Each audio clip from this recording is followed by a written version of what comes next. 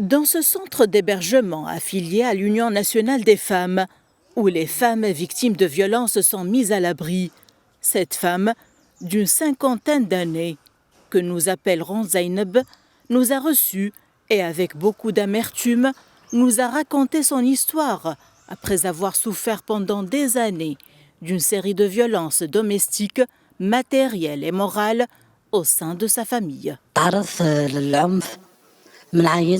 J'ai vécu des circonstances difficiles au sein de ma famille à cause de la discrimination. Parce que je suis une femme, ma famille ne m'a pas permis d'étudier. J'ai été battue, insultée et même expulsée de la maison. Je suis restée dans la rue pendant des mois et j'ai été exposée à toutes sortes de violences et de harcèlement.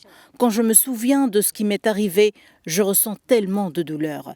Face à cette situation, j'ai eu recours à un centre d'hébergement pour femmes maltraitées, où j'ai reçu un soutien financier et moral et ils m'ont fourni un médecin et même un avocat.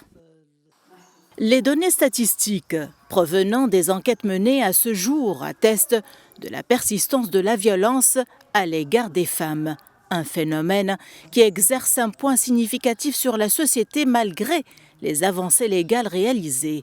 Face à cette situation, la ministre de la Femme a révélé lors de l'examen du budget de l'État pour l'année 2025 que l'État avait alloué un budget supplémentaire au centre d'hébergement pour femmes maltraitées, qui sont au nombre de 15 centres, un nombre jugé insuffisant par des militantes de l'Association des femmes démocrates.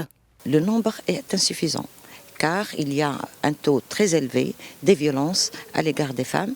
Et les dernières statistiques de l'ENS montrent que le taux s'élève tout le temps. Il n'y a pas une baisse. Par exemple, le dernier sondage de l'ENS de 2022, le taux des violences s'élève à 84,7%. Et c'est un taux très élevé. En Tunisie, pays qui œuvre depuis son indépendance pour promouvoir les droits des femmes, les violences basées sur le genre restent une réalité inquiétante. Des études menées par des associations concernées par la condition féminine ont révélé que la violence est profondément ancrée dans les structures sociales et les valeurs traditionnelles qui perpétuent les inégalités de genre en hiérarchisant les relations entre hommes et femmes.